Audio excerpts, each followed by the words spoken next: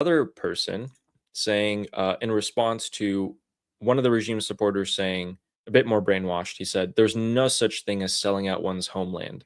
Completely retarded take. This person says, "I agree. But when you degrade a country that was the first leading economy in the region back in 1978, when you degrade Iran and you compare it to countries like Pakistan and Bangladesh, and the ones who decide the fate of the Iranian people are the leaders of the countries in the region and not the leaders of Iran, then you realize that we have the most traitorous government in Iranian history, a government that only thinks about its own survival at any cost." What they're meaning here is that we are just as poor as Pakistan and Bangladesh at the moment. We had the first leading economy in the Middle East. Now we're like Pakistan, Bangladesh. Other leaders like Israel, Benjamin Netanyahu, or Trump will decide the fate of Iran. Even we can't.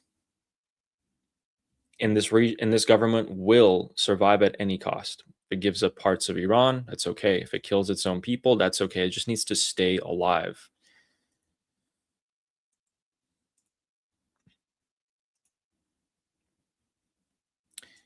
And our next one here, which says, someone said, the people don't care what American officials say. This person responds to that, saying, "I completely agree with you. All of this is propaganda, especially by creating an imaginary enemy and stirring up people's emotions. Ukraine and Russia have been at war for 4 years, but their inflation is 6 to 7%. Our internal problems are plunder. Our system is kleptocracy." What's kleptocracy? Could you explain that to us? What is the Islamic Republic economic system here? Why is it? Isn't that when the corrupt rule? Yeah. When the people that, yeah. And just hoard all their money, yeah. Yes. They're all figuring this out. They're comparing themselves to other countries. They're comparing themselves to Pakistan, Bangladesh, Russia, Ukraine, who have been in active war. 30,000 people die a month. Their inflation is 6-7%. Why is the inflation in Iran 90%? That's why they say it's not because of war, it's because of other problems that we had. War should cost 6-7. 6-7. Oh my God. Okay. Ali, you too? No. Oh, They're no. saying it. Ali, Their inflation is 6 to 7%. I'm not. It's not me. Ali, why you? You were the chosen one. How could you do this? So as of the past few days, the regime supporters are pointing fingers at their government more than anything else. As someone who's been reading these for months, it used to be pointing fingers at people like me and Armin, people who live outside of Iran, who want the Iranian people to be free. They're like, "You're the problem." Then they pointed at the Iranian people themselves because there's more internal division within Iran.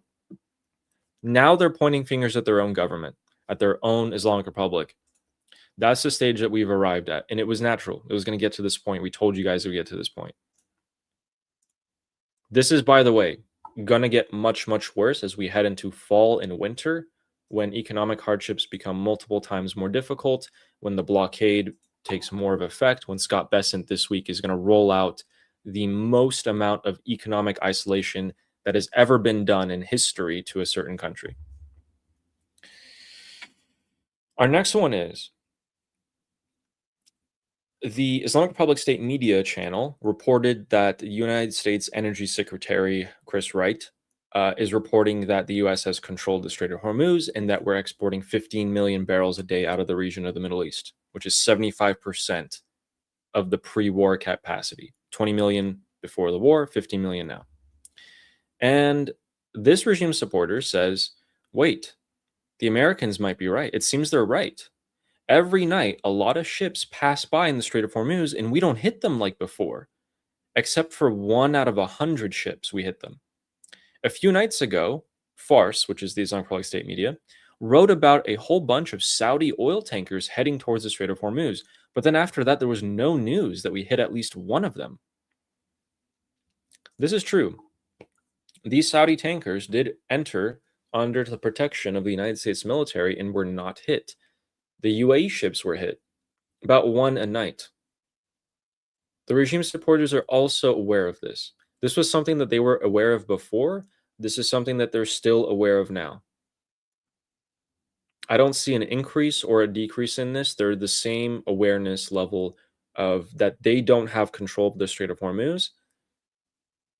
The ships that they are hitting are just not enough to cause oil prices to go up. And then we also have another person talking about this as well. This regime supporter is saying that ship transit statistics, you can see how many ships have been going through the Strait of Hormuz. You can see them anywhere. Just go to the Kepler Institute. You can look them up online. Go search to find out the truth. It's very simple. If ships aren't passing, then why aren't gasoline prices going down? Well, what they're trying to say is that if ships are not passing, then how come gasoline prices aren't going up? If ships are passing, gasoline prices come down. If ships aren't passing, gasoline prices go up. Why is it? Go look for the truth yourself, because the Islamic Republic is not showing that. In fact, they are not. This has been a hot topic among the regime supporters. Why do we have to go to foreign media to find out the truth? Why is our own media not telling us the truth? Yeah, so exactly. Their own leaders are lying to them. They're pretty privy to this fact at the moment. Something that I would like to see increase.